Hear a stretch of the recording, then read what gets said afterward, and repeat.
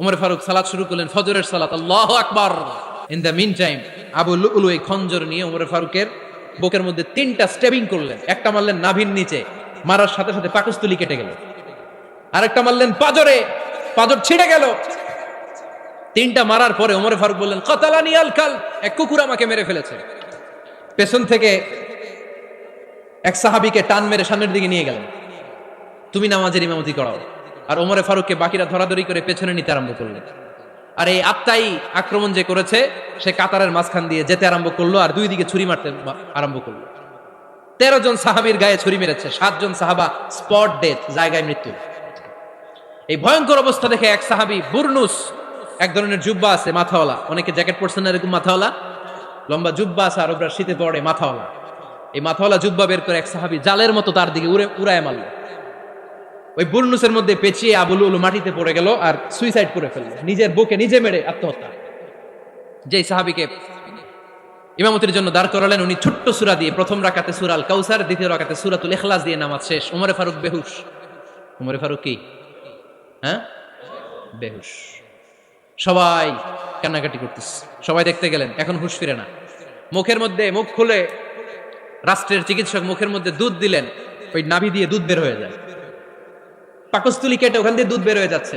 তারা বললো ওনারে বাঁচানো সম্ভব না, দেখেন হুঁশ ফিরে কিনা। হুঁশ ফিরলে ওনার পরে কে আমির হবে, উনি যেন প্যানেল ঠিক করে দিয়ে যায়।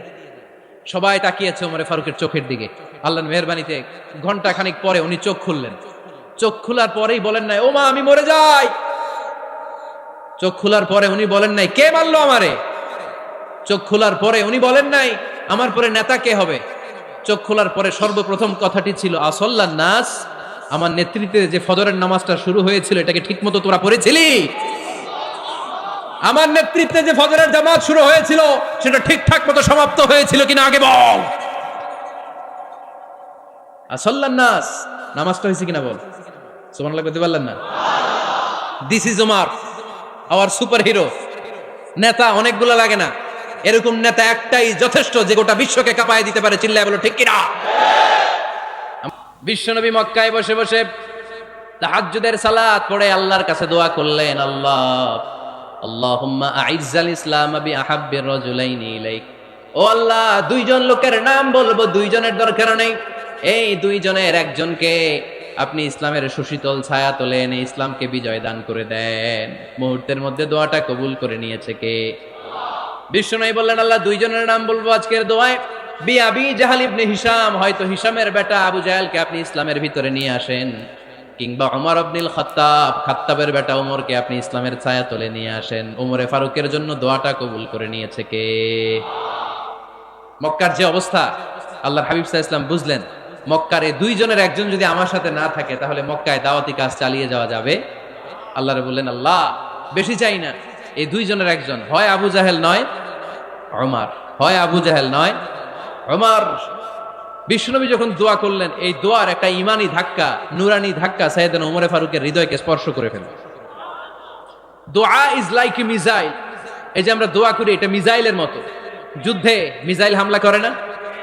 মিসাইল হামলা করার পরে এই মিসাইল লক্ষ্য বস্তুতে যে ভেদ করে, ঠিক কিনা? তেমনি দোয়ার মতো যদি আপনি দোয়া করতে পারেন, আপনি যেই জন্য দোয়া করেছেন ঠিক ওই জায়গায় যে আপনার দোয়া স্পর্শ করে। সুবহানাল্লাহ পড়বেন না? বিশ্বনবীর দোয়ার মাধ্যমে প্রথমে সাইয়েদনা ওমর ফারুকের হৃদয়ে এক ধাক্কা লাগলো। 2 নম্বরে রব্বুল আলামিন সূরাতুল হাক্কা দিয়ে ওমর ফারুকের হৃদয়ের মধ্যে দিলেন এক ধাক্কা। পড়েন আল্লাহু আকবার। কোরআনের ভেতরে সূরাতুল হাক্কা নামে একটা সূরা আছে না নাই? আল হাক্কাতু মাল হাক্কা ওয়া মা আদরাকা মাল হাক্কা। পড়েন আল্লাহু আকবার।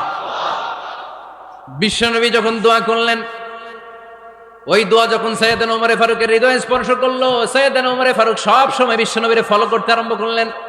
বিশ্বনবী ডানে গেলে লুকিয়ে লুকিয়ে ওমর ফারুক ডানে যায়, বিশ্বনবী বায়ে গেলে লুকিয়ে লুকিয়ে ওমর ফারুক বায়ে যায়।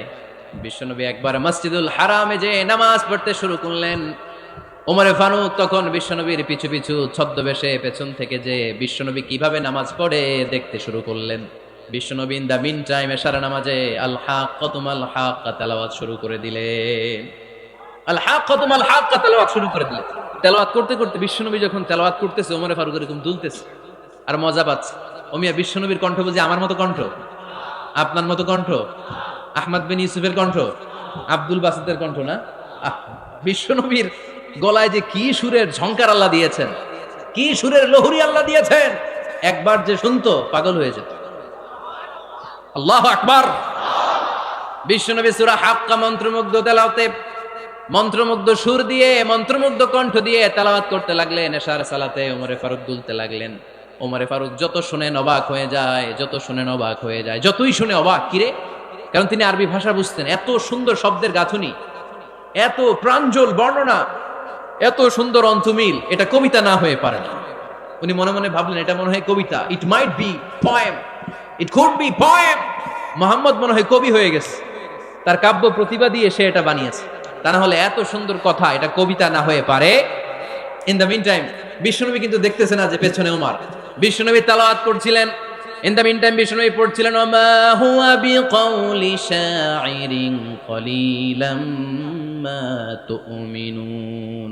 এই আয়াতের অর্থ হলো এটা কোনো কবির কথা নয়, খুব অল্প সংখ্যক লোকই তোমরা ঈমান আনো। সুবহানাল্লাহ পড়ে। এটাকে বলে কোইনসিডেন্ট। কোইনসিডেন্ট হুট করে অনেক সময় মিলে যায়, যায় কি যায় না? আপনি একজনের কথা ভাবতেছেন ভাবতেছেন, বাজারে গেলেন, বাজারে যেই দেখেন ওই লোকটা দাঁড়ায় আছে, এরকম হয় কি হয় না? কোইনসিডেন্ট। ওমরে ফারুক মনে মনে যেটা ভাবতেছে ওই কথা দিয়ে এই বিশ্বনবী তেলাওয়াত করতেছে। আল্লাহু আকবার। বিশ্বনবী যে আয়াত তেলাওয়াত করছিলেন, আয়াতের অর্থ হলো এটা কোনো কবির বানানো কবিতা না, খুব অল্প সংখ্যক লোকই তোমরা ঈমান আনো। ওমরে ফারুক আটকে উঠলেন, থমকে দাঁড়ালেন। ঘটনা কি? আমি মনে মনে ভাবলাম, কি রে এত সুন্দর কথা, এটা তো মানুষের কথা হতে পারে না, এটা নিশ্চয়ই কবিতা, কবির কথা। কিন্তু মুহাম্মদ এখন আবার পড়তেছে ওমা হুয়া বিকাউলি শাইর, এটা কোনো শায়েরের, কবির কথা নয়। কলিলাম মা তুমিনুন, অল্পই তোমরা ঈমান আনো। তার মানে আমার মনে যা চলে মুহাম্মদ এটা টের পায়। মুহাম্মদ গণক। নাউজুবিল্লাহ পড়বেন না? মুহাম্মদ অনেক বড় মাপের একজন গণক। মানুষের হৃদয়ে কি চলে, মনে মনে কি ভাবে, মুহাম্মদ না দেখেও বলে দিতে পারে। ইন দা মিন টাইম বিশ্বনবী পরের আয়াতে পড়লেন ওয়ালা বিকাউলি কাহিনিন কলিলাম মা তাযাক্কারুন। এই আয়াতের অর্থ হলো এটা কোনো গণকের বানানো গণনা নয়, খুব অল্প সংখ্যক লোকই তোমরা উপদেশ হিসেবে এটাকে মানো। সুবহানাল্লাহ পড়েন। এবার আর ওমরে ফারুকের সহ্য হয় না, কি আজীব তামাশা। প্রথমে মনে করলাম কবিতা, মুহাম্মদ কয় কবি না, সে কবি না, এটা কবিতা না। তারপরে ভাবলাম সে গণক, সে আয়াত পরে পরে বলে দিল এটা গণনা নয়। তাহলে এটা কি? এটা কি কবিতাও না, গণনাও না, তাহলে এটা কি? বিশ্বনবী তখন বললেন তানজিলুম মির রাব্বিল আলামিন। সুবহানাল্লাহ পড়েন। পরের আয়াত ছিল তানজিলুম মির রাব্বিল আলামিন। এটা দুনিয়ার কোনো কবির বানানো কবিতা না, এটা কোনো গণকের গণনা না, এটা কোনো সাহিত্যিকের বানানো সাহিত্য নয়, এটা মহাবিশ্বের পরিচালক রব্বুল আলামিনের কাছ থেকে পাঠানো কিতাব কোরআন। সূরা হাক্কার ধাক্কায় ওমরে ফারুক কাইত। প্রথমে ধাক্কাটা লাগলো যে দোয়া। বিষ্ণুনবী তাহাজ্জুদে কেঁদে দোয়া করলেন, আল্লাহ হয় আবু জাহেলরে দিবা নাইলে ওমরে দিবা। ওই দোয়া ওমরে ফারুকের হৃদয়ে ছোঁয়া লেগেছে। এরপরে হাক্কা, সূরাতুল হাক্কা দিয়ে দিলে এক ধাক্কা। এই ধাক্কা খেয়ে উথাল পাথাল হৃদয়ের মধ্যে, হায় রে এ কি বাণী, এ কেমন কথা, কে মুহাম্মদ? তারপরও শয়তানের ওয়াসওয়াসা আছে না নাই? আল্লাহ বলে যতই ওয়াসওয়াসা ওমরকে দেয়া হোক, আমি ওমরে ফারুককে এই মুসলিম উম্মতের সেনাপতি বানিয়ে ছাড়বো, আমি সেনাপতি বানাবো। এবার 3 নাম্বার ডোজ। ডাক্তারের কাছে গেলে প্রথমে দেখবেন সিম্পল ডোজ দেয়, নরমাল ওষুধ। এটাতে কাজ না হলে ডোজ বাড়ায়, একেবারে কাজ না হলে অ্যান্টিবায়োটিক মারে, আছে না নাই? আল্লাহ প্রথমে দোয়ার ছোঁয়া লাগালেন, তারপর সূরা হাক্কা দিয়ে ধাক্কা মারলেন। এরপরে রব্বুল আলামিন বলেন এবার 3 নাম্বার ডোজ, সূরা তহা দিয়ে আমি তোমার হৃদয়টারে উজালা বানায় দেব রে ওমর। শয়তান ওদিক দিয়ে ওয়াসওয়াসা, খেলা দুই দিক থেকে চলতেছে। আল্লাহ তাআলা হেদায়েতের রাস্তায় টানছে, শয়তান জাহান্নামের দিকে টানছে। ঘোষণা দেয়া হলো মক্কায়, মুহাম্মদের মাথা কেটে এনে দিলে এত এত স্বর্ণ মুদ্রা দেয়া হবে। ওমরে ফারুক রাজি হয়ে গেলেন।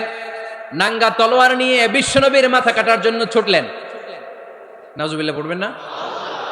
বনু জাহরা গোত্রের এক লোক বলে, আইনা ইয়া ওমর, কই যাও? মুহাম্মদের মাথা কাটতে যাই। আরে মুহাম্মদের মাথা কাটতে যাও? তোমার বোন ফাতিমা বিনতে খাত্তাব আর তোমার বোন জামাই সাঈদ কদ সাবা, এরা তো ধর্ম ত্যাগ করে ফেলছে। এটা তো আমাদের ধর্ম ত্যাগ করে মুহাম্মদের ফলোয়ার হয়ে গেছে। আগে ওমর ঘর সামলাও, পরে মুহাম্মাদের মাথা কাটতে চেও। ওমর ফারুক অবাক হয়ে গেলেন, তলোয়ার নিয়ে বিশ্বনবীর দিকে না যেয়ে নিজের বাড়ির দিকে চলে গেলেন।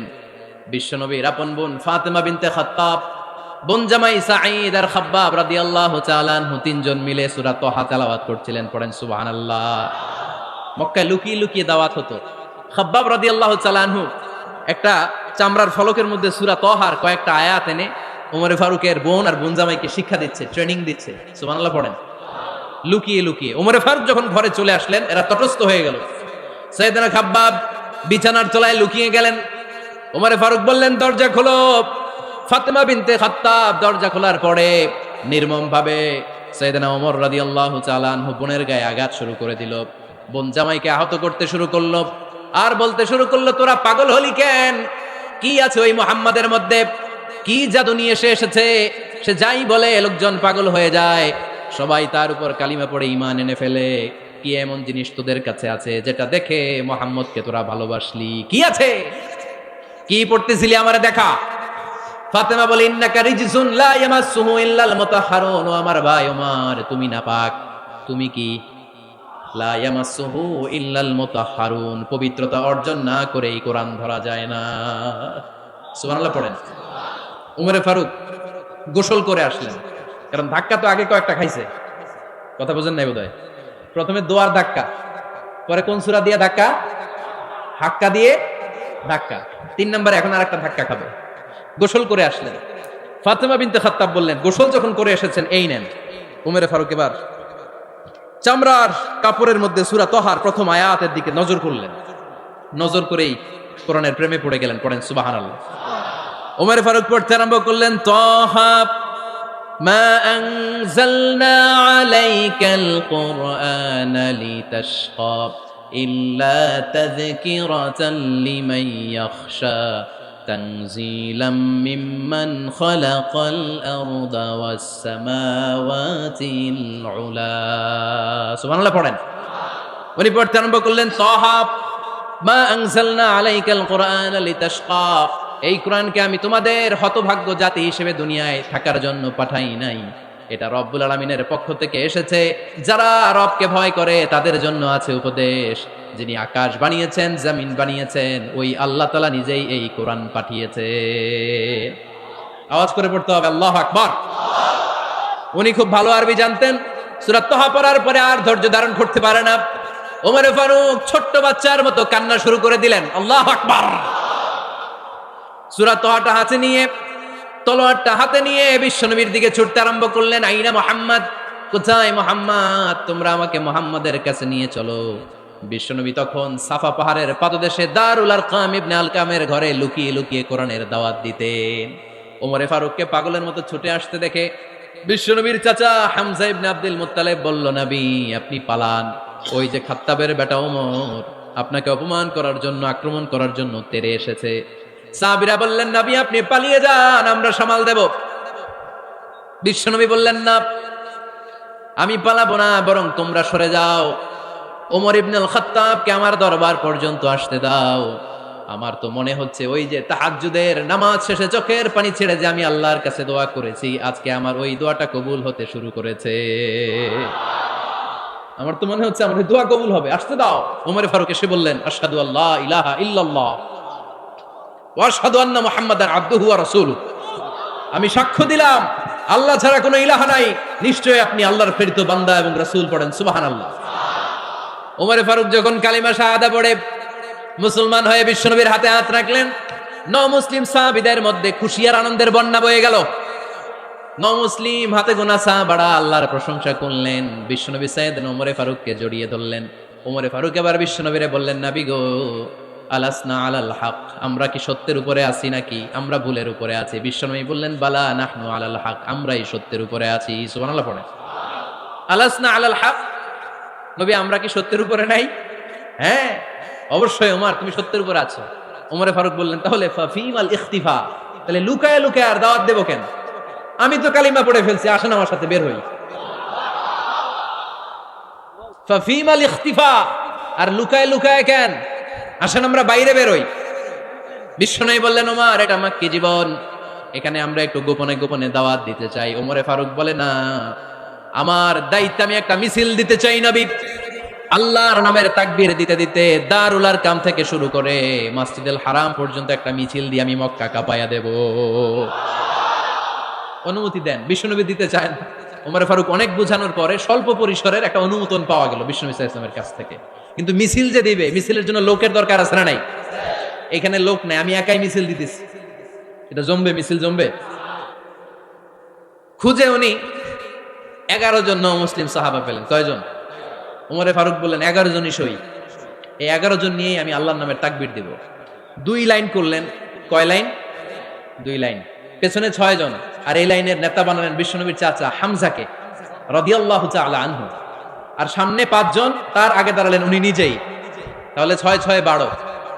বললেন এই 2 লাইনই আমরা তাকবীর দিতে দিতে, বেশি না, এই দারুল আরকামের ঘর থেকে, আপনারা জানেন যে সাফা মারওয়া এখন যে সাই হয়, এই সাফার পাদদেশে ছিল দারুল আরকামের ঘর। উনি বলেন এখান থেকে ওই যে কাবার গিলাফ দেখা যায়, কাবার গিলাফ পর্যন্ত আমরা এই তাকবীর নিয়ে ওখানে যাব। সুবহানাল্লাহ পড়বেন না? ওখানে উনি দাঁড়িয়ে ছোট্ট একটা ভাষণ দিয়েছিলেন। উনি বলেছিলেন, মান আরাদা আন তাসকুলা উম্মু ওয়া ইয়াতামা ওয়ালাদু ওয়া তারমিলা যাওজাতুহু ফালিয়াসুদ্দানি। খেয়াল করে শুনেন, কান দুইটা খরগোশের কানের মতো খাড়া করেন।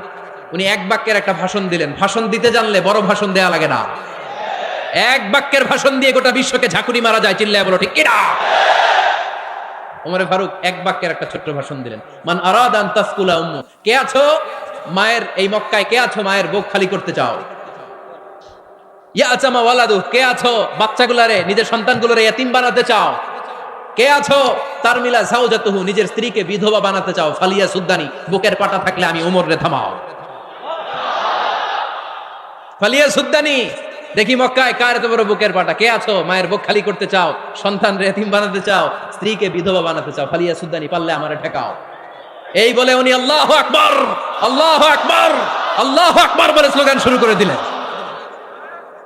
এক এক স্লোগানে মক্কার মরুজমিন থারথার করে কাঁপতে আরম্ভ করলো।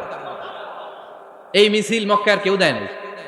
মিছিলের আওয়াজ শুনে আবু জাহেল বাইরিস, উতবা বাইরিস, শাইবা, ওয়ালিদ ইবনে মুগিরা সব বের হয়েছে। কিরে, আমার এলাকায় এত বড় স্লোগান, কার এত সাহস? বের হয়ে দেখে মিছিলের সামনে ওমর। ওমর রে দেখে দিছে এক দৌড়। কারণ ওমরে ফারুককে থামানোর মতো বাপের বেটা মক্কায় দ্বিতীয়টা কেউ ছিল না। আওয়াজ করে বলেন ঠিক কিনা?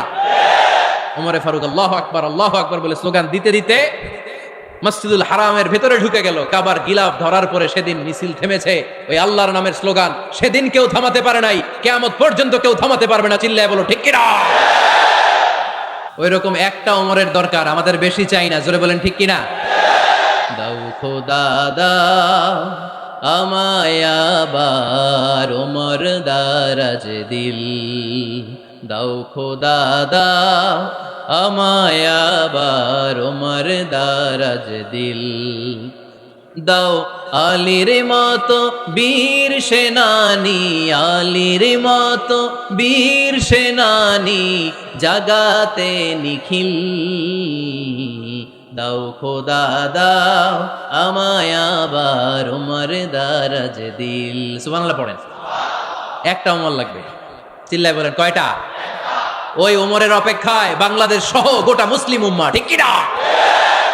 একটা ওমরই যথেষ্ট। আমাদের সেন্ট্রাল লিডারশিপ নাই তো, আমাদেরকে এদিকে লাথি মারলে আমরা ওইদিকে যাই, ওদিক থেকে গুতা মারলে আমরা এদিকে যাই।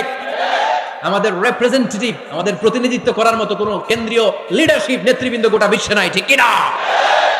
আমরা সেই ওমরে ফারুকের অপেক্ষায়, আমরা সেই ইমাম আল মাহাদির অপেক্ষায়। এই ওমরে ফারুক আমাদের মডেল, ঠিক কি না? থার্ড ইন পজিশন এই পুরা উম্মতের মধ্যে ওনার পজিশন নাম্বার 3। 1 নাম্বার পজিশন বিশ্বনবীর, কার? 2 নাম্বার পজিশন কার? আবু বকর। 3 নাম্বার পজিশন কার? ওমরে ফারুকের। বিশ্বনবী বলতেন লা নবিয়্যা বা'দি, লা নবিয়্যা বা'দি, আমার পরে কোনো নবী নাই। ওয়ালা রাসূলা, আমার পরে কোনো রাসূলও নাই। আমার নবীর পরে আর কোনো নবী আছে? আমার নবীর পরে আর কোনো রাসূল আছে? এই যে কাদিয়ানি যে একটা সম্প্রদায় আছে, এরা কি মুসলিম নাকি অমুসলিম? মুসলিম সম্প্রদায়ের সাথে এদের কোনো সম্পর্ক নাই। চিল্লায় বলেন ঠিক কি না? এরা যদি মুসলমান হতে চায়, আমার নবী দ্য লাস্ট মেসেঞ্জার বিশ্বনবীকে খাতামুন নবী হিসেবে সংবাদ সম্মেলন করে গোটা বিশ্বকে জানাই দিতে হবে, তারপরে তাদেরকে আমরা মুসলিম হিসেবে স্বীকৃতি দিব। চিল্লায় বলেন ঠিক কি না? তা না হলে তারা কোন ধর্মের এটাকে জানাই দিতে হবে। No inferiority complex, no identity crisis. Identity ক্রাইসিসে থাকা যাবে না। আপনারা কোন ধর্মের এটা জানায় দেন। আপনারা বিশ্ব নবীরও শেষ নবী মানবেন না, আবার মুসলিম বলেও নিজেদেরকে ট্যাগ লাগাতে চাইবেন। সাধারণ মুসলমানরা এটা এই ধোঁকাবাজি মানে না। চিল্লায় বলেন ঠিক না? আমার নবীর পরে কোনো নবী নাই, আমার রাসূলের পরে কোনো রাসূল নাই, ঠিক কি না? আল্লাহর হাবিব বলতেন লাউ কানা বাদি নবিয়্যুন লাকানা উমর, তবে আমার পরে যদি নবী হওয়ার যোগ্যতা কারো থাকে আমার ওমরের ওই যোগ্যতা আছে। সুবহানাল্লাহ পড়েন। প্রভু তুমি বলেছ রাসূল দেবে না, বলনি দেবে না ওমর, বলনি দেবে না হামজা তারি, খালিদ বিজয় সম, তুমি বলেছ রাসূল দেবে না। সুবহানাল্লাহ পড়েন। এজন্য আমরা একটা ওমর চাই। কয়টা? বেশি লাগবে? নেতার মতো নেতা কয়টা লাগে? জোরে বলেন কয়টা? Enough, that's enough. Omar Farooq, our super hero. ওনার সাথে বিশ্বনবী সাল্লাল্লাহু আলাইহি ওয়াসাল্লামের মুসাহারার সম্পর্ক ছিল। ওমরে ফারুক যে বিশ্বনবীর শ্বশুর এটা অনেকে জানেই না। ওমরে ফারুক রাদিয়াল্লাহু তাআলা আনহু বিশ্বনবীর শ্বশুর ছিলেন। এটা আজকে নতুন শুনছেন, কে কে হাত তোলেন? দেখছেন হুজুর? সঠিক বলছি না আমি? অনেক আমরা জানি না। মাশাআল্লাহ, জানতে লজ্জা নাই, শিখতে লজ্জা নাই। লজ্জা হচ্ছে অজ্ঞতায় আর মূর্খতায়, ঠিক কি না? আমরা শিখতে রাজি আছি। যে কথা বলে আমরা তার ছাত্র। আমার আগে হুজুর কথা বলতেছিলেন, আমরা ছিলাম ছাত্র। এখন আমি কথা বলতেছি, এখন আমরা সবাই হয়ে গেছি ছাত্র, ঠিক কি না?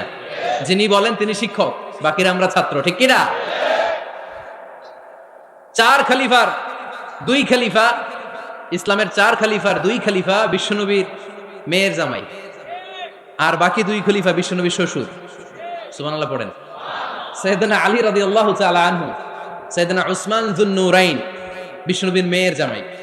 উসমান রাদিয়াল্লাহু তাআলা আনহুর কাছে বিশ্বনবী দুই মেয়েকে বিয়ে দিয়েছিলেন। একজন মারা যাওয়ার পরে আরেকজন। বিশ্বনবী বলেছেন এরপরে আরেকটা থাকলে ওইটারও বিয়ে দিতাম।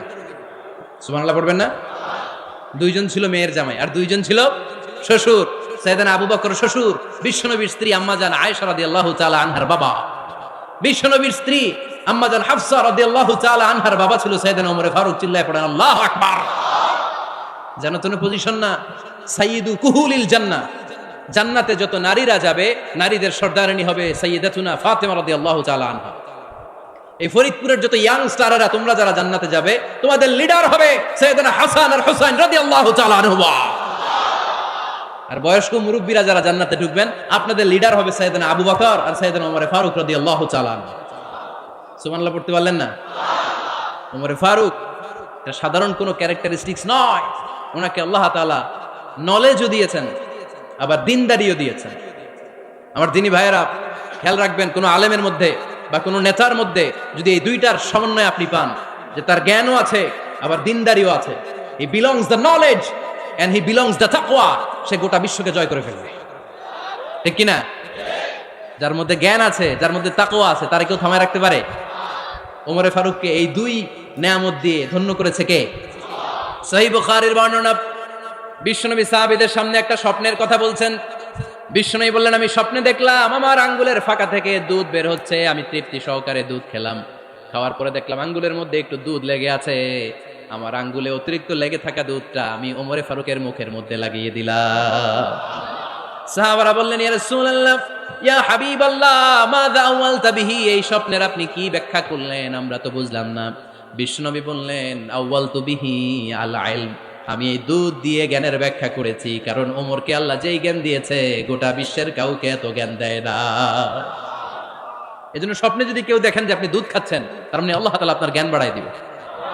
ওমরে ফারুককে দুধ খেয়ে অতিরিক্ত দুধের অংশটা বিশ্বনবী আবু বকর রাদিয়াল্লাহু তাআলা আনহুর মুখে দেন নাই, সাইয়েদনা উসমানের মুখে দেন নাই, আলী রাদিয়াল্লাহু তাআলা আনহুর মুখে দেন নাই। স্বপ্নে ওই অতিরিক্ত লেগে থাকা দুধটা বিশ্বনবী ওমরে ফারুকের ঠোঁটের মধ্যে লাগিয়ে দিয়েছেন।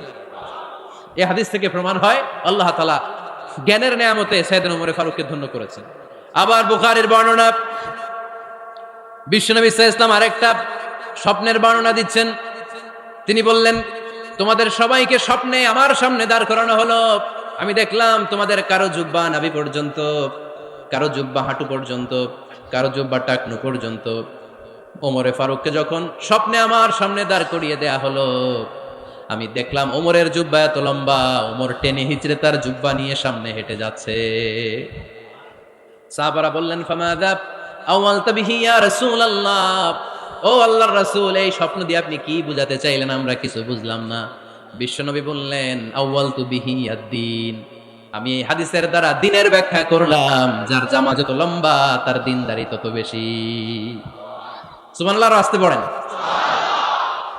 স্বপ্নে দেখলেন কোন সাহাবীর জুব্বা নাবি, কোন সাহাবীর হাঁটু, কারোটা টাকনু, কিন্তু ওমরে ফারুকের জুব্বা এত লম্বা, ইয়াজুররু থাওবাহু, তিনি তার জুব্বা টেনে হিচড়ে যাচ্ছেন। বিশ্বনবী বললেন, এটা দ্বারা আমি দিন, আমি তাকওয়া, দিনদারি, তাকওয়া এটার ব্যাখ্যা করেছি। তার মানে ওমরে ফারুকের তাকওয়ার সামনে সব তাকওয়া পানি হয়ে যাবে। কোন সুবহানাল্লাহ। আল্লাহ তাআলা সাইয়েদনা ওমরে ফারুককে দ্বীনের জ্ঞান দিয়েছেন, তাকওয়া দিয়েছেন। যুবক ভাইয়েরা, যাকে আল্লাহ তাআলা দ্বীনের জ্ঞান দেয়, যাকে আল্লাহ তাআলা তাকওয়ার এই গুণ দিয়ে সমৃদ্ধ করে, তার জন্য গোটা বিশ্বের সব দরজাগুলোকে ওপেন করে দেয় কে? কত বড় মুত্তাকি ছিলেন সাইয়েদনা ওমরে ফারুক। মদিনার সমাজে কয়জন মুনাফিক ছিল বিশ্বনবী ছাড়া কেউ বলতে পারতেন না। বিশ্বনবী কোন সাহাবীকে মুনাফিকদের লিস্ট দিয়ে যান নাই, একজন সাহাবী ছাড়া। দেখি কেউ বলতে পারেন কিনা ওই সাহাবীর নাম? কি নাম? হুযায়ফা ইবনুল ইয়ামান রাদিয়াল্লাহু তাআলা আনহু। উনাকে বলা হতো সাহিবু সিররি রাসূলিল্লাহ, আল্লাহ রাসূল সাল্লাল্লাহু আলাইহি ওয়াসাল্লামের গোপন তথ্যের ধারক বাহক। সুবহানাল্লাহ পড়বেন না?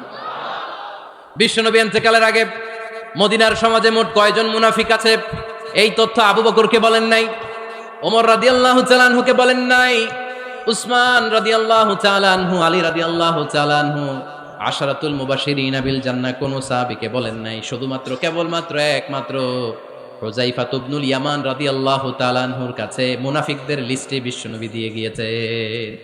সুবহানাল্লাহ পড়েন। মদিনায় কারা কারা মুনাফিক কেউ জানতো না হুযায়ফা ছাড়া। কে ছাড়া? নামটা আজকে মুখস্থ করেন, যাতে অন্য কোনো ওয়াজে কেউ জিজ্ঞেস করলে বলতে পারেন। মুনাফিকদের লিস্ট যে সাহাবীর কাছে বিশ্বনবী দিয়ে গিয়েছিলেন, সাহাবীর নাম কি? নাম? নামটা কেমন লাগে? ভাল লাগে? অনেকে আমারে জিজ্ঞেস করে, হুজুর আমার ছেলে হবে আগামী মাসে, একটা নাম দেন। নাম দিয়ে দিলাম হুযায়ফা। যাদের হবে ছেলে, এলাকায় যাদের নেক্সট কয়েক মাসে ছেলে হবে, খালি হুযায়ফা চলবে। কি চলবে? ভাল লাগে? নামটা ভাল লাগে? রাইখেন, অনেক সুন্দর নাম। উনি জানতেন মুনাফিক কারা। দেখেন ওমরে ফারুকের তাকওয়ার লেভেলটা কত হাই। ওমরে ফারুক একদিন হুযায়ফা রাদিয়াল্লাহু তাআলা আনহুর কাছে গেলেন, যে বললেন, হুযায়ফা, বিশ্বনবী ইন্তেকালের আগে মুনাফিকদের নামের লিস্টটা কারো কাছে দেয় নাই, আমার জানা নাই, সাইয়েদনা আবু বকরের জানা নাই, কোন সাহাবীর জানা নাই, তুমি ছাড়া। আমি তোমার কাছে জানতে চাই, আমি ওমরের নামটা ওই মুনাফিকদের খাতায় আছে কিনা আমার একটু বলো। আমার ওমরের নামটা ওই মুনাফিকদের লিস্টিতে একটু আছে কিনা, নামটা একটু বলো। যদি থাকে আমি ভালো হয়ে যাব। আমি নেফাকি দূর করে পাক্কা মুমিন হতে চাই। আমার নাম যদি মুনাফিকের লিস্টে থাকে আমি তো শেষ। হুযায়ফা চোখের পানি ছেড়ে দিয়ে বলে, আমিরুল মুমিনিন, কেমন প্রশ্ন করলেন আপনি? আপনি বিশ্বনবীর শ্বশুর। এই উম্মতে আপনার পজিশন 3 নাম্বার। আপনারে মুনাফিকরা ভয় পায়, শয়তান আপনারে ভয় পায়। আপনি জান্নাতে সব বয়স্ক লোকদেরকে নিয়ে জান্নাতের মধ্যে আগে আগে ঢুকবেন, কেমন করে মুনাফিকদের কাতারে আপনার নাম থাকতে পারে ওমর? সুবহানাল্লাহ পড়ে। কি বিনয়ী, কি তাকওয়া। হুযায়ফাকে যে ধরতেন, হুযায়ফা একটু বলো না আমার নামটা মুনাফিকদের লিস্টিতে আছে কিনা। ওমরে ফারুকের যদি এই টেনশন থাকে যে আমি মুনাফিক হয়ে গেলাম কিনা, আমাদের এই টেনশন থাকার দরকার আছে না নাই? হ্যাঁ, যেন সব সময় আল্লাহর কাছে দোয়া করতে হবে, আল্লাহ তুমি নেফাকি থেকে আমাদেরকে বাঁচাও। আরো জোরে পড়েন আমিন। আপনারা ওঠা বসা শুরু করলেন কেন? অনেক রাত হয়ে গেছে তাই? হ্যাঁ, শেষ করে দেই তাহলে না? যে অনেকের কষ্ট হচ্ছে মনে হচ্ছে। হ্যাঁ, এক নম্বরে যাচ্ছে এটা সব মুখস্থ দেখি। হ্যাঁ, 1 নাম্বার, 2 নাম্বার, 3 নাম্বার। 1 নাম্বার হইলো পেশাবখানা, 2 নাম্বার পায়খানা, 3 নাম্বার নাকি এইটা?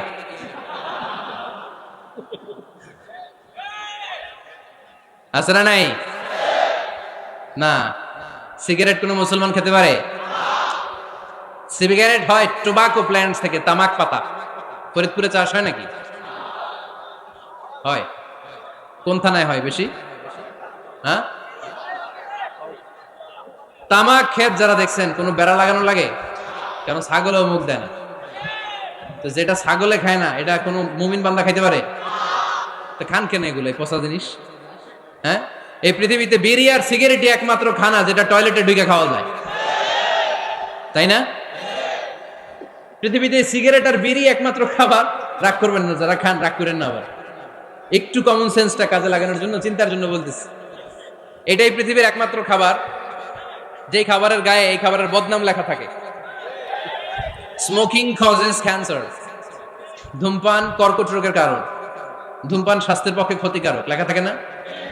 আচ্ছা ধরেন ফরিদপুরে একটা কোম্পানি নতুন চানাচুর বের করছে, ওই চানাচুরের গায়ে লেখা এই চানাচুর খাওয়ার 1 ঘন্টার মধ্যে বমি শুরু হবে আর ডায়রিয়া হবে।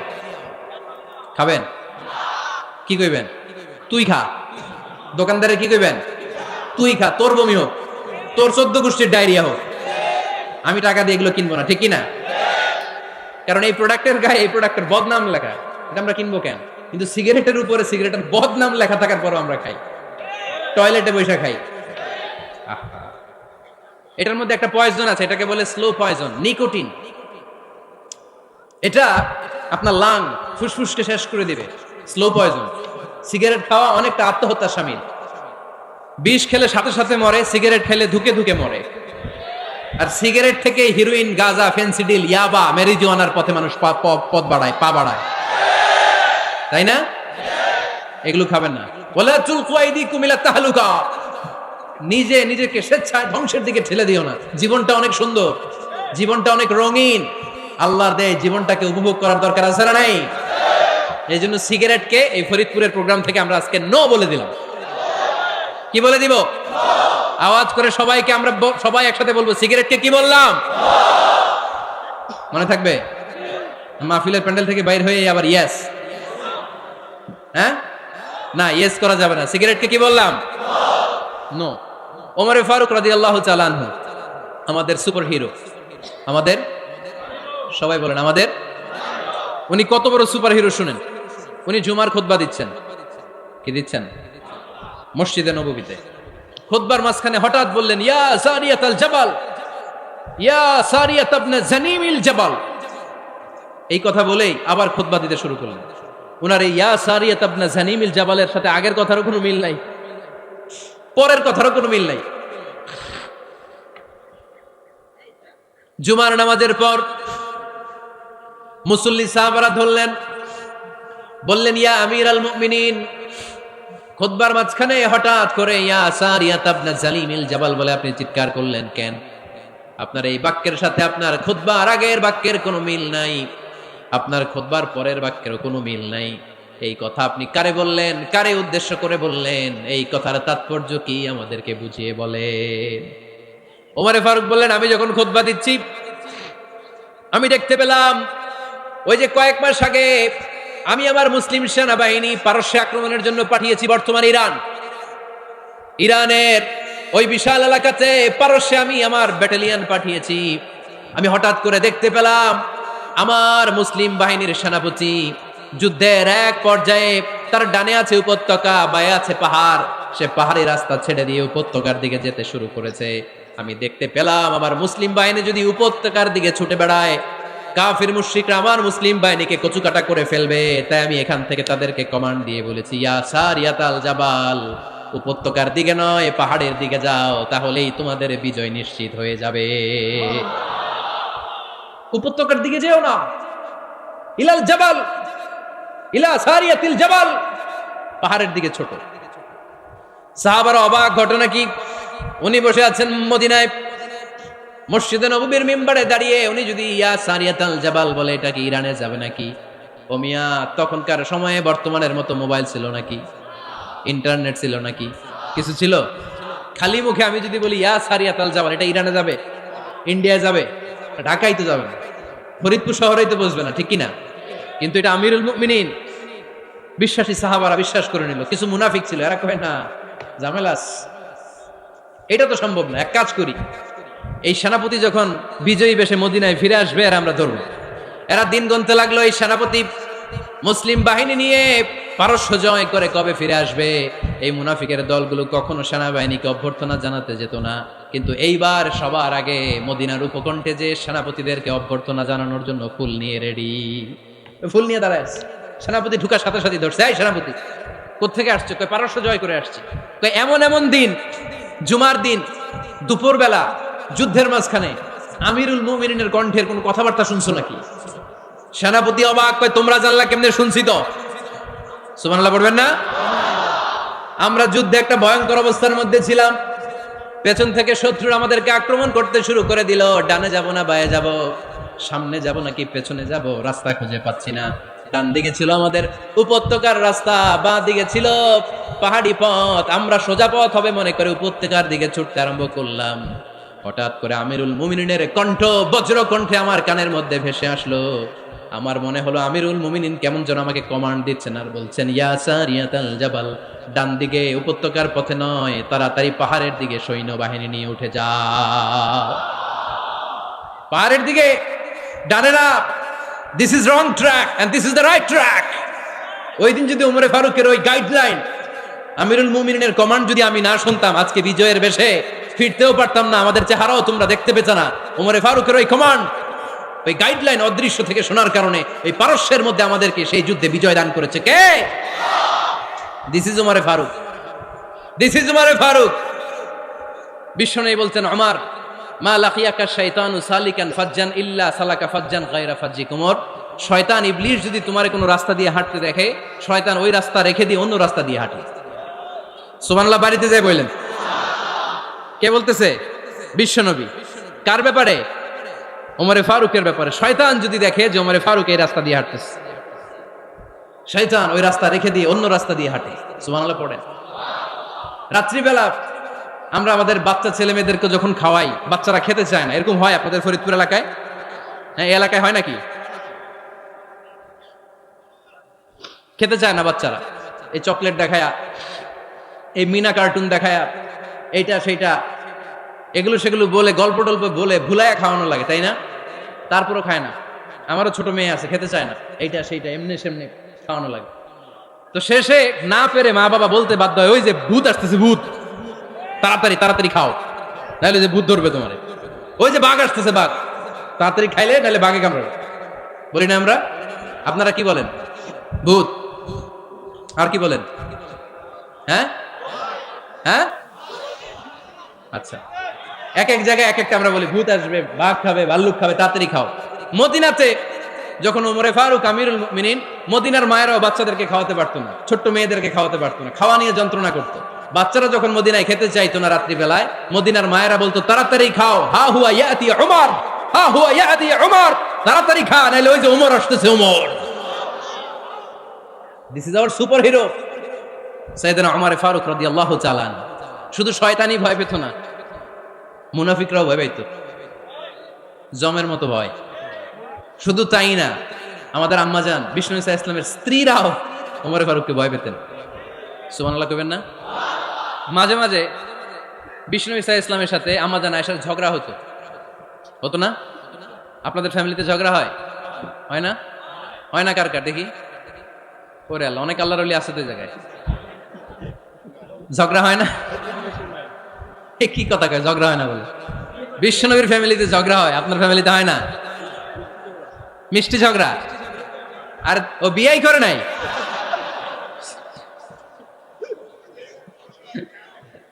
ঝগড়া তো হবেই, দাম্পত্য জীবনের মজাটাই তো এখানে। কখনো ঝগড়া, কখনো আনন্দ, একটু বৃষ্টি, একটু রোদ, একটু হাসি, একটু কান্না, ভালো লাগা ভালোবাসা শেয়ার করে নেয়া, মিলেমিশে একাকার হয়ে যাওয়া, ঠিক না? তো আল্লাহর হাবিব সাল্লাল্লাহু আলাইহি ওয়াসাল্লামের সাথে আম্মাজান আয়েশার ঝগড়া হতো। একদিন ঝগড়া হয়ে দুইজন রেগে আছে। খবরদার দুইজন রেগে থাকবেন না, একজন রাগলে আরেকজন থেমে যাবেন, কারণ এই ছোট্ট ঝগড়া থেকে এটা অনেক সময় বিচ্ছেদের দিকে গড়ায়। আমার প্রিয় ফরিদপুরবাসী, ভাবি রেগে গেলে আপনি রাগেন না, ওই দিন আপনি একটু ঠান্ডা থাকেন। আবার আপনি রেগে গেলে, আমার মাইকের আওয়াজ যদি ভাবিরা শুনেন, আপনারা রেগে যায় না, একটু ঠান্ডা থাকবেন। দুইজনে রেগে গেলে তো তৃতীয় বিশ্বযুদ্ধ শুরু হবে, তাই না? একজন রেগে গেলে আরেকজন ঠান্ডা। কারণ এই সামান্য ঝগড়া থেকে, ইগোর কারণে এটা বিচ্ছেদ আর ডিভোর্স পর্যন্ত গড়ায়। আর শয়তান এখানে উস্কানি দেয়, কারণ ইমানদারদের ফ্যামিলি ভাঙতে পারলে শয়তান সবচেয়ে বড় খুশি হয়। আর ইমানদারদের ফ্যামিলি টিকে থাকলে খুশি হয়ে যায় কে? আম্মাজান আয়েশা রাদিয়াল্লাহু তাআলা আনহার সাথে বিষ্ণু ইসা ইসলামের ঝগড়া হতো মাঝে মাঝে। একবার ঝগড়া হলো, বিষ্ণু ইসা ইসলামও রাগ, আম্মাজান আয়েশাও রাগ। বিষ্ণুই বললেন, আয়েশা, ঝগড়া করে আর কতক্ষণ থাকবো, আসো মিটমাট করি। আয়েশা রাদিয়াল্লাহু বললেন, ঠিক আছে, মিটমাট করবো। তো বিষ্ণু ইসা ইসলাম বললেন, মিটমাটের জন্য কারে ডাকবো? ওমর রে ডাকি। কয় না, ওমর রে না, ওমর গালিজ, ওমর অনেক রাগে, আমার ডর লাগে। কয় তাহলে তোমার আব্বারে ডাকি, কয় ডাকেন। কি খুশি, মেয়েদের মধ্যে অভ্যাসটা আছে না নাই? তাহলে তোমার আব্বারে ডাকি, ডাকেন। ডেকে নিয়ে আসা হলো। আবু বকর রাদিয়াল্লাহু তাআলা আনহু দাঁড়ালেন, আম্মা জান আয়েশা দাঁড়ালেন, বিশ্বনবীও দাঁড়ালেন। বিশ্বনবী বললেন, আয়েশা তোমার আব্বা আসছে, এবার ঘটনা খুলে বলার পালা, তুমি বলবা নাকি আমি বলবো?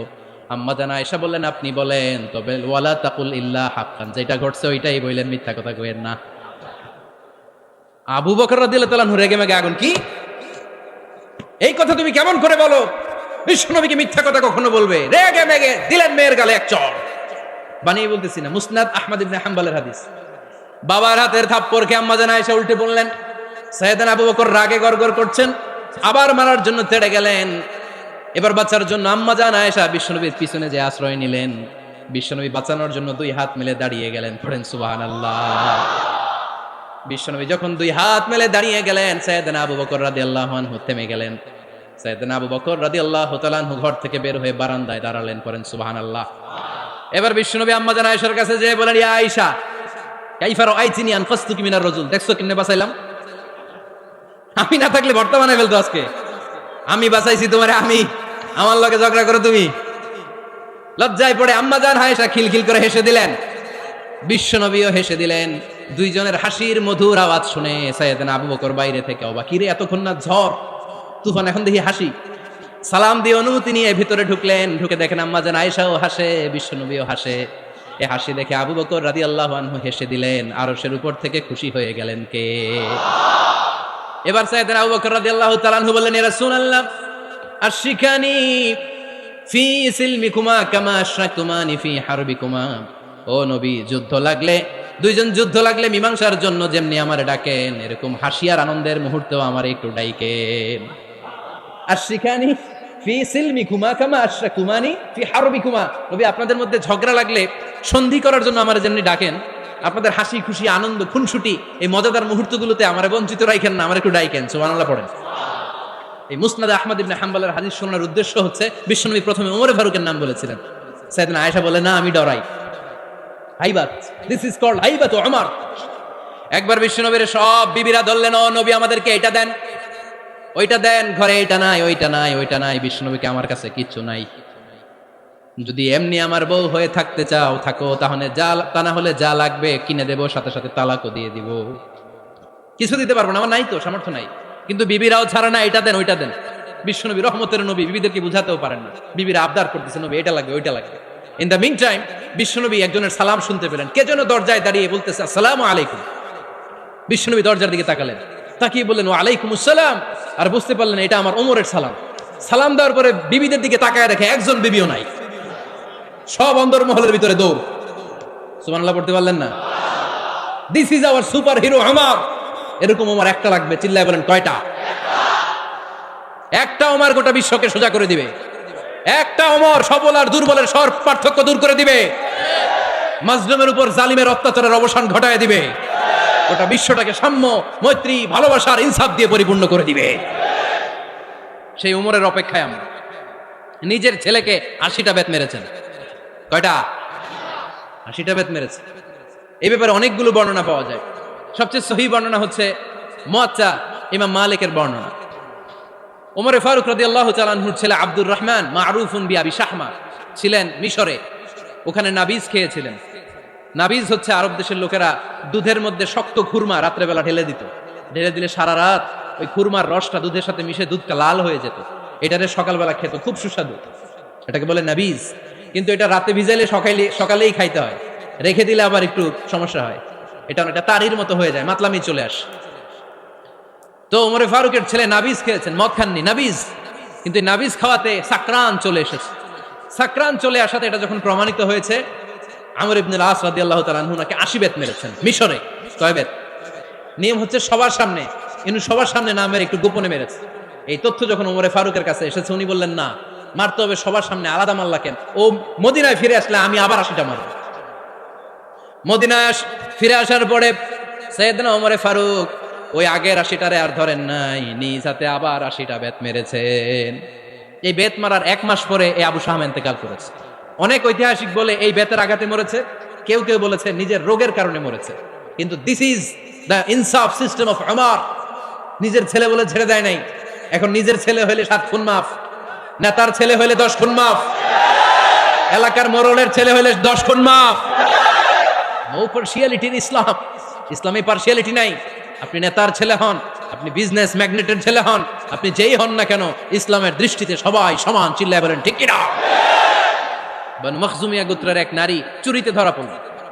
সাহাবারা বললেন, নবী, মদিনার সবচেয়ে ভেরি প্রেস্টিজিয়াস এন্ড ডিগনিফাইড ফ্যামিলির মেয়ে, আপনি হাত কাটেন না, কারণ ইসলামের নিয়ম চুরি করলে কি কেটে দাও? বিশ্বনবী বললেন, বলো কি? হাত না কাটার জন্য তোমরা আমাকে রেকমেন্ড করছো? এটা আল্লাহর আইন। পৃথিবীর কেউ রেকমেন্ড করলো শোনার ক্ষমতা আমার নাই, কারণ আইনটা দিয়েছে কে? লাউ কানাত ফাতিমাতু বিনতি মুহাম্মাদিন সারাকাত লাকাতা মুহাম্মাদুন ইয়াদাহা। আরে বনু মাখজুমিয়া মেয়ে তো দূরের কথা, আমার কলিজার টুকরা ফাতেমাও যদি আজ চুরিতে ধরা পড়তো, তার হাত কেটে দিতে আমি 1 মিনিটও দেরি করতাম না। দিস ইজ ইসলাম। এই হচ্ছে ওমরে ফারুকের মানাকিব। এরকম ওমরে ফারুক কয়টা লাগবে? আওয়াজ করে বলতে হবে, কয়টা লাগবে? একটা লাগবে। এই সাইয়েদনা ওমরে ফারুক মদিনার প্রথম চিফ জাস্টিস ছিলেন। সর্বপ্রথম ওনার পরামর্শে সাইয়েদনা আবু বকর রাদিয়াল্লাহু তাআলা আনহু কোরআনকে সংকলন করেছেন। আমরা এই যে কোরআন পড়ি 30 পারা, এমদাদিয়া লাইব্রেরির 114টা সূরা, কত সুন্দর সন্নিবেশ করা হয়েছে, এখানে সাজানো হয়েছে। আল্লাহর হাবিব সাল্লাল্লাহু আলাইহি ওয়াসাল্লামের সময় কি এরকম কোরআন ছিল নাকি? ছিল না। খেজুর পাতার মধ্যে, গাছের বাকলের মধ্যে, ওটের বড় হাড্ডির মধ্যে আর পাথরের মধ্যে খোদাই করা কোরআন ছিল। সাইয়েদনা আবু বকরের সময় রাদিয়াল্লাহু তাআলা আনহুর সময় যুদ্ধ হলো, 70 জন হাফেজ সাহাবী ইন্তেকাল করলেন। সাইয়েদনা আবু বকর রাদিয়াল্লাহু তাআলা আনহুকে ডেকে ওমরে ফারুক বললেন, ও আবু বকর, এইভাবে হাফেজে কোরআন সাহাবীরা যদি দুনিয়া থেকে বিদায় হয়ে যায়, আল্লাহর কোরআনও তো বিদায় হয়ে যাবে। আমার পরামর্শ হলো আপনি সব বয়োজ্যেষ্ঠ সাহাবীদেরকে একসাথে করে, কোরআনের সব কাগজগুলোকে একসাথে করে একটা নির্ধারিত কপির মধ্যে কোরআনকে সংকলন করে ফেলেন। সাইয়েদনা আবু বকর বললেন, যেটা আমার নবী করেন এটা আমি কেমনে করি? কিন্তু ওমরে ফারুক নাছোড়বান্দা বলে না, এটা করলে কোনো খারাপ হবে না, ভালোই হবে। মুসলিম উম্মার জন্য এক জায়গায় কোরআন সন্নিবেশিত থাকবে, আপনি করেন। সাইয়েদনা আবু বকর রাজি হয় না, ওমরে ফারুকও ছাড়ে না। ওমরে ফারুক বলতে বলতে বলতে বলতে এমন ভাবে সাইয়েদনা আবু বকর রাদিয়াল্লাহু তাআলা আনহুকে ধরলেন, সব শেষে সাইয়েদনা আবু বকর ওমরে ফারুকের কথায় কোরআন সংকলনে রাজি হয়ে গেলেন। পড়েন সুবহানাল্লাহ। উনি বললেন, ওমর যখন আমাকে বারবার বুঝাতে লাগলো, আল্লাহ তাআলা আমার হৃদয়টা ওমরের কথা শোনার জন্য খুলে দিলেন। আল্লাহ তাআলা কেমন যেন আমাকে ইলহাম করলেন, আবু বকর করো, এই কাজের মধ্য দিয়ে আমি আমার কোরআনকে গোটা বিশ্বে জীবিত রেখে দেব। This is Omar. এই যে আমরা হিজরি সনের যে আমরা গণনা করি, এই হিজরি সনের প্রবর্তক হচ্ছে সাইয়েদনা ওমরে ফারুক। সাইয়েদনা ওমরে ফারুক এই হিজরি সনের গণনা শুরু করেছেন। সাহাবারা বলল, আমিরুল মুমিনিন, খ্রিস্টানদের ঈসাই সন আছে, আমাদের মুসলমানদের কোনো সন নাই। আমাদের একটা সন থাকলে আমাদের জিজিয়া নিতে, আমাদের যাকাতের টাকা উত্তোলন করতে অনেক সুবিধা হবে। ওমর ফারুক বললেন, তাহলে কোন সালকে হিজরি, কোন সালকে মুসলিম সাল হিসেবে আমরা ঘোষণা দিতে পারি? একজন বলল, আমার নবী যেই সালে জন্মগ্রহণ করেছেন ওই সালে। ওমর ফারুক বললেন, না, আমার নবীর জন্ম আমাদের জন্য খুশির দিন, কিন্তু এটা আমাদের জন্য প্রেরণা নয়, প্রেরণা নবীর কাজে, ঠিক কিনা? আরো কিছু সাহাবারা বলল, তাহলে যেই সালে আমার নবী ইন্তেকাল করেছে ওইটারে প্রথম সাল ধরেন। ওমর ফারুক বললেন, না, যেদিন তিনি ইন্তেকাল করেছেন এটা আমাদের দুঃখের দিন, এটা আমাদের প্রেরণা নয়। আমাদের প্রেরণা হচ্ছে বিশ্বনবীর ত্যাগ, তিতিক্ষা আর কাজের মধ্য দিয়ে। জোরে কোন ঠিক কিনা? ওমর ফারুক বললেন, যেদিন বিশ্বনবী ইসলাম রক্ষায় নিজের মাতৃভূমি ছেড়ে মক্কা থেকে মদিনায় গিয়েছেন, ওই দিনটাকে হিজরি প্রথম দিন ধরে আমরা হিজরি সাল গণনা করে শুরু করে দেব। ওইটাই হচ্ছে হিজরি সন। সেখান থেকে হিজরি সনের প্রবর্তন করেছেন সাইয়েদনা ওমর ফারুক রাদিয়াল্লাহু তাআলা আনহু। এই যে স্টেট গভর্নমেন্ট, এই যে প্রিজন, জেলখানা, ক্যান্টনমেন্ট, সচিবালয়, গণভবন, বঙ্গভবন, মুক্তিযোদ্ধাদের ভাতা, রাষ্ট্রীয় ভাতা, এই সব নিয়ম কানুন সাইয়েদনা ওমর ফারুক তার রাষ্ট্রীয় আমলে তিনি নিজে করেছেন। চিল্লায় পড়েন আল্লাহু আকবার। মুসলমানদের আলাদা কারেন্সি, নিজস্ব মুদ্রা ব্যবস্থা নিজে চালু করেছেন। সৈনিকদের মধ্যে যারা বিবাহিত, প্রতি 6 মাস অন্তর অন্তর 1 মাসের ছুটি কাটাতে তারা ফিরে আসবে, সাইয়েদনা ওমর ফারুক চালু করেছেন। চিল্লায় আওয়াজ করে পড়েন আল্লাহু আকবার। এই যে আমরা 20 রাকাত সালাতুত তারাবি পড়ি রমাদানে, পড়েন না আপনারা? এটা সাইয়েদনা ওমর ফারুক চালু করেছেন। সুবহানাল্লাহ পড়তে পারলেন না? কোরআনে মোট 22টা আয়াত আছে যেখানে সাহাবারা ইনডিসিশনে ভুগছিলেন। বিশ্বনবীর মত একটা, ওমর ফারুকের মত আর একটা। এই 22 জায়গায় আল্লাহ তাআলা বিশ্বনবীর মতের পক্ষে আয়াত নাজিল না করে ওমর ফারুকের মতের পক্ষে কোরআনের আয়াত নাজিল করেছেন। আওয়াজ করে পড়েন আল্লাহু আকবার। এদিকে উঠলেন কেন আপনারা? যারা উঠছেন আমার দিকে তাকান।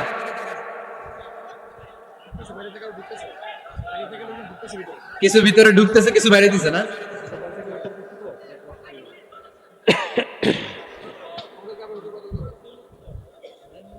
সাইয়েদনা ওমর ফারুক, আমরা সাহাবীদের জীবন চরিত পড়তে চাই না?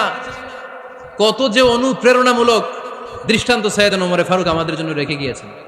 ওমর ফারুক যখন খলিফা, দিনের বেলায় যদি রাষ্ট্রে কোনো নিয়ম জারি করতেন, দিনের বেলায় জনগণকে কোনো বিষয়ে যদি নিষেধ করতেন, রাত্রে বেলায় খাওয়ার সময় ফ্যামিলি মেম্বারদের সবাইকে বলতেন, এই দিনের বেলা আমি জনগণকে এই কাজ করতে নিষেধ করেছি, তোমরা আমার ফ্যামিলি মেম্বার, খবরদার তোমরা এই কাজ করো না। জনগণ করলে যতটুকু শাস্তি, তোরা করলে পাবি ডবল শাস্তি। সুবহানাল্লাহ কইবেন না? আমাদের নেতারা ওই বাড়ির বিচার করে, ওই বাড়ির মাইয়ার বিচার, ওই বাড়ির পোলার বিচার, নিজের পোলা গাঞ্জা টানে, আছে না নাই? নিজের মেয়ে অপরাধ করে, আছে না নাই? কি নেতা ছিলেন ওমর ফারুক! আগে নিজের ঘর সামলিয়েছেন, আগে নিজেকে সামলিয়েছেন, নিজের ঘর ঠিক করেছেন। বলেছেন জনগণ করলে যত বেদ, তোরা করলে double Veda. This is call leader, ঠিক কিনা? এক বাবা এসে বললেন, ওমর ফারুক আমার ছেলে কথা শোনে না, বেয়াদব। ওমর ফারুক ছেলেরা ডাকলেন, বাবা তুমি তোমার আব্বাজানের কথা শোনো না, এটা তো কবিরা গুনাহ। ছেলে বলে, ওমর ফারুক সব দায় দায়িত্ব আল্লাহ ছেলে মেয়েদেরকে দিয়েছে, বাবা মাকে কোনো দায়িত্ব দেয় নাই। ওমর ফারুক বললেন, অবশ্যই দায়িত্ব দিয়েছে। তাহলে বলেন আমার বাবার দায়িত্ব কি? উনি বললেন, প্রাইমারিলি প্রথমত 3 দায়িত্ব। আইয়ানতাকিয়া উম্মা, পৃথিবীর প্রতিটি বাবার উচিত ছেলেদের মেয়েদের জন্য ভালো মায়ের ব্যবস্থা করা। 2 নম্বরে আইয়ুহসিনা ইসমা, সুন্দর তার একটা নাম রেখে দেয়া। 3 নম্বর ইউআল্লিমাহুল কিতাব, তার আল্লাহর কিতাব শিক্ষা দেওয়া। এবার ছেলেকে আমার আব্বা 3টার একটাও করে নাই। এবার ওমর ফারুক রেগে গেলেন, বাবার কাঁধে ধরলেন, বললেন তুই ছেলের জন্য বিচার নিয়ে আসলি, তোর 3টা দায়িত্বের একটাও তুই পালন করিস নাই। ছেলে বলে, আমিরুল মুমিনিন, আমার মা নর্তকী, আমার মা মাজুসি, আমার মায়ের মধ্যে কোনো আদব কাদব নাই, সুন্দরী দেখে আমার মা রে বাবা বিয়ে করছে, আমার মায়ের কাছ থেকে জীবনে কিছু শিখি নাই। 2 নাম্বার সাম্মানি খানফাসা, আমার বাবা আমার নাম রেখেছে চামচিকা। কি নাম রাখছে? এটা নাম হইলো একটা, এরকম উল্টাপাল্টা নাম আছে না নাই? না, এগুলো রাখবেন না। আব্দুল্লাহ রাখবেন, আব্দুর রহমান রাখবেন, আর একটা কি বলছি আজকে, হুজাইফা রেখে দিয়েন, পারবেন? ওয়ালাম ইউআল্লিমনি হারফাম মিন কিতাবিল্লাহ, আমিরুল মুমিনিন, শুধু তাই না, আল্লাহর কোরআনের একটা অক্ষর আমার বাবা কোনোদিন আমারে শিক্ষা দেয় নাই। ওমর ফারুক রেগে গেলেন, এবার বাপের কান্দে ধইরা মারতে শুরু করলেন, তুই পোলার নামে বিচার নিয়ে আইছিস, তোরে মার দিমু আগে। এরকম নেতার দরকার আছে না নাই? মদিনায় এক লোক তার বউরে রাগের চোটে 100 তালাক দিয়ে ফেলছে। কয় তালাক দেয়ার নিয়ম? কয়টা দিছে? কয়টা? এবার স্ত্রী কাঁদতে কাঁদতে এসে বলে, আমিরুল মুমিনিন দেখেন, আমার স্বামী আমারে রেগে মেগে 100 তালাক দিচ্ছে। ওমর ফারুক বললেন, দইরা নিয়ে এটারে নিয়ে আসা হলো। ওমর ফারুক বললেন, কয়টা তালাক দিয়েছো? কয় 100টা। কেন দিছো? কয় মাথা গরম আছিল। এরকম আছে না? তালাক দেওয়ার সময় সব তালাক, তুই তালাক, তোর মা তালাক, তোর বোন তালাক, সব তালাক। তালাক দিবে ওয়াইফ রে, দিতেছে সবাই রে। তো ওমর ফারুক বললেন, দিবে 3টা, 100টা দিলা কেন? কয় মেজাজ গরম ছিল। কয় দাঁড়া, আত-তালাকু মিন শাআইরিল্লাহ, তালাক হচ্ছে আল্লাহর দেয়া বিধানের একটা নিদর্শন, এটা নিয়ে তুই খামখেয়ালি করলি? আমার রায় শোন, আমার রায় হচ্ছে 3 তালাকে তোর বউ তালাক, বাকি 97 তালাক তোর পিঠের উপরে পড়বে। এরকম বিচারের দরকার আছে না নাই? এরকম দৃষ্টান্তমূলক বিচার যদি বাংলার জমিনে দেয়া হতো, আর কোন নারী ধর্ষিতা হতো? আর কোন নারীকে অ্যাসিড মারা হতো? আর কোন নারী যৌতুকের জন্য কান্না করত? একটা আমল লাগবে, বেশি না। মক্কা, মদিনা, এই 7 জায়গায় 7 জন গভর্নর পাঠিয়েছেন, তাদের থেকে তথ্য নিতেন। এই গভর্নর সিস্টেম উনি বানিয়েছেন। সাইয়েদনা আমর ইবনে আল আস রাদিয়াল্লাহু তাআলা আনহুকে পাঠিয়েছেন মিশরে। মিশরে একটা দৌড় প্রতিযোগিতা হতো। মিশরি বলে, আমার মাল্লা কেন? তুমি খেলায় পারো না, আমারে মাল্লা কেন? আনা ইবনুল আকরামিন, আমি গভর্নরের পোলা, আমি যা বলবো এটাই হবে, আমার উপরে কথা নাই। মিশরি ওইখানে আর ঝগড়া বাঁধায় নাই, মনে দুঃখ নিয়ে মদিনায় চলে আসলেন। এসে বললেন, আমিরুল মুমিনিন, আপনি আমর ইবনুল আস রাদিয়াল্লাহু তাআলা আনহুকে মিশরের গভর্নর বানিয়ে পাঠিয়েছেন। একটা প্রতিযোগিতায় আমি চ্যাম্পিয়ন হয়েছি, ওনার ছেলে হয়েছে রানার আপ। কেন সে চ্যাম্পিয়ন হতে পারে নাই? এই কারণে আমার মাথায় লাঠি দিয়ে 3টা বাড়ি মেরেছে। বিচারটা দিছে কার দরবারে? কথা বুঝেন নাই বোধহয়। ওমরে ফারুকের দরবার। ওমরে ফারুক বললেন, যাই, আগামী বছরের অমুক তারিখ আমি সব গভর্নরদেরকে ডেকে হিসাব নিতে, ওই দিন তুই থাকবি, পারবি না? মিশনে বলে পারবো, মানে অবশ্যই পারবো। ওই দিন 7 রাজ্য থেকে 7 গভর্নর হাজির, গভর্নরদের ছেলেরাও হাজির, মিশরীয় হাজির। 7 গভর্নরের কাছ থেকে 7 এলাকার খোঁজ খবর নেয়ার পরে ওমরে ফারুক বললেন, আইন আল মিসরি, মিশরি লোকটা কই, এদিকে আয়। মিশরি সামনে আসার পরে বলল, আমর ইবনুল আস, তুমি মিশরের গভর্নর, তোমার ছেলে সহ তুমি আসো। আমর ইবনুল আস এসে সামনে বসে রইলেন।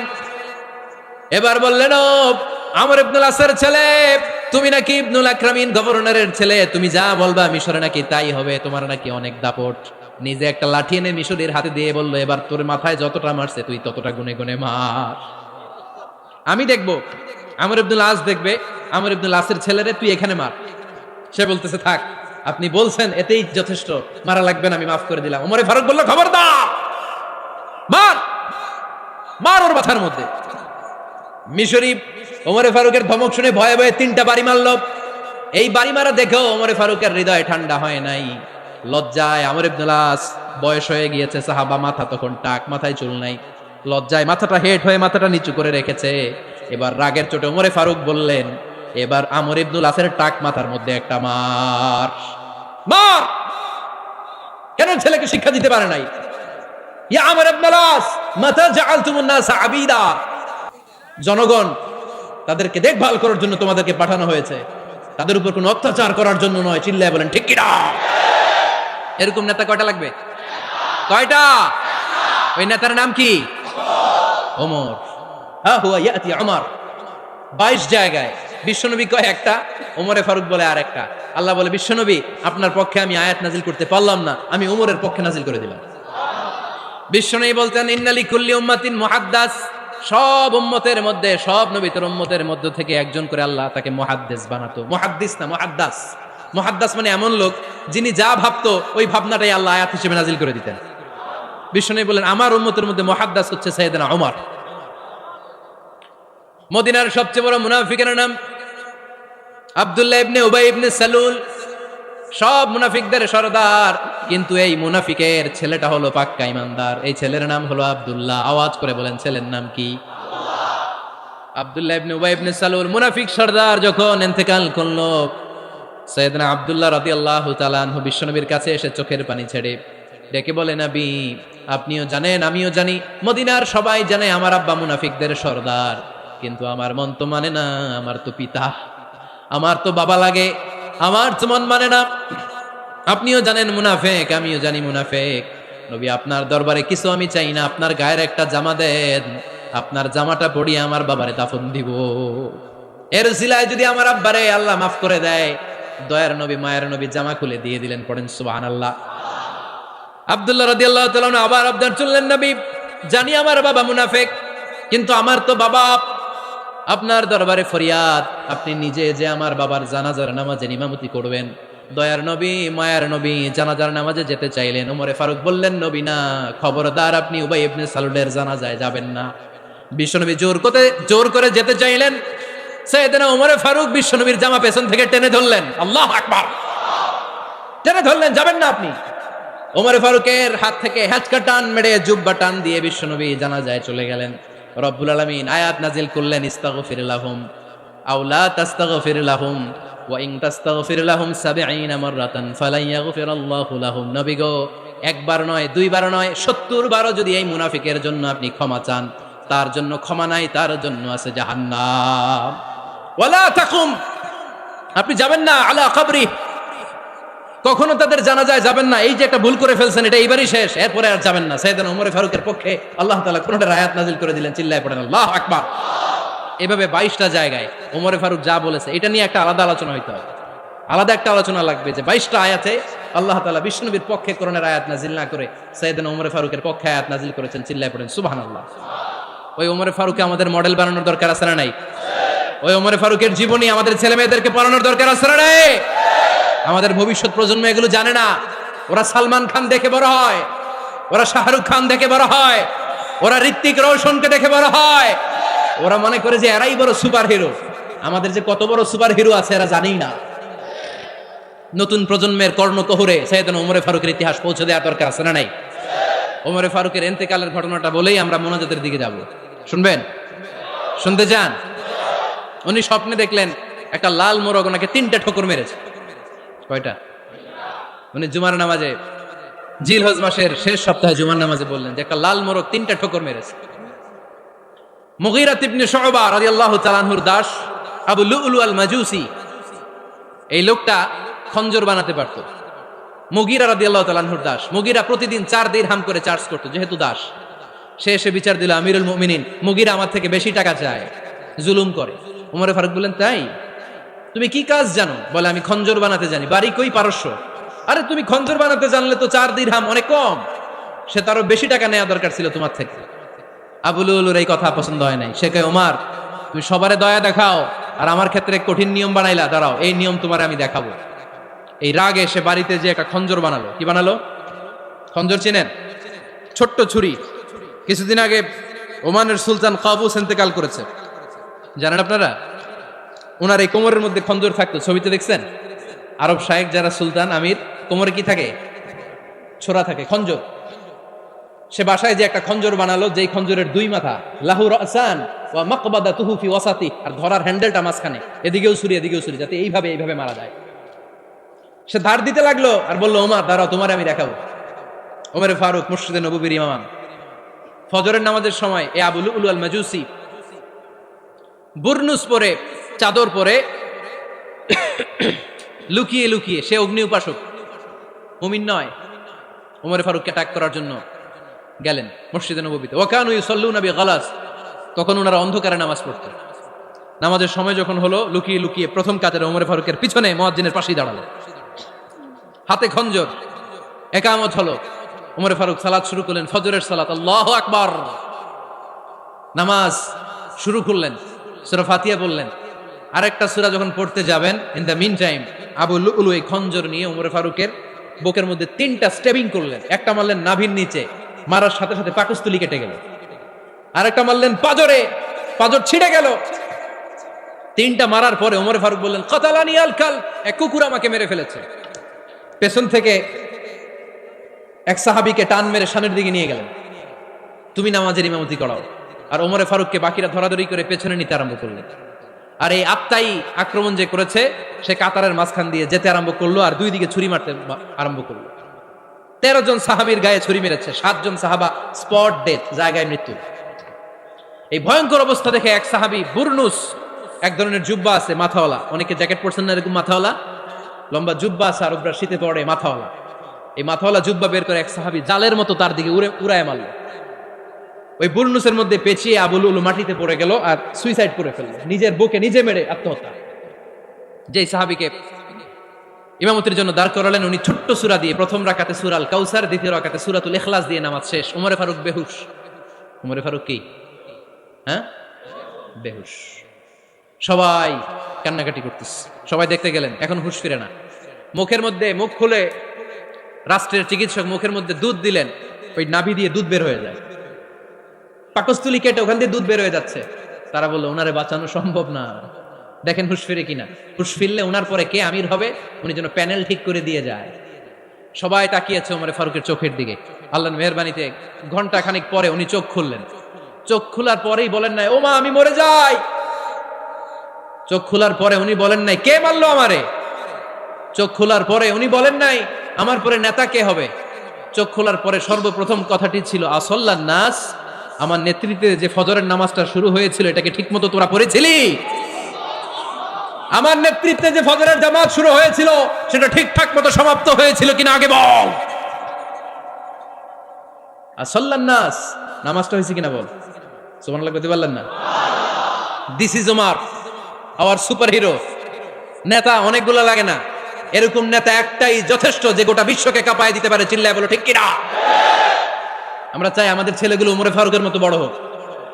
আমরা চাই আমাদের ছেলে মেয়েগুলো খাব্বাব, খুবাইব, সাইয়েদনা আলী, উসমান, আবু বকর রাদিয়াল্লাহু তাআলা আনহুর অনুসরণে বড় হোক, ঠিক কিনা?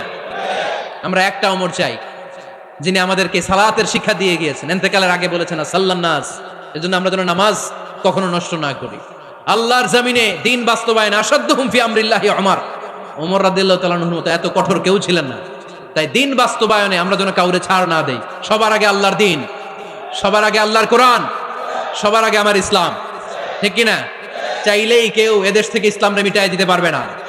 যে দেশে আল্লাহু আকবার ধ্বনির সাথে সাথে সূর্য উঠে যায়, আল্লাহু আকবার ধ্বনির সাথে সাথে সূর্য ডুবে যায়, সে দেশে আর কিছু থাকবে না থাক আমার ইসলাম থাকবেই, আর কিছু থাকবে না থাক আমার কোরআন থাকবেই। সে ইসলামের সাথে থাকতে রাজি আছেন তো? কোরআনের সাথে থাকতে রাজি আছেন তো?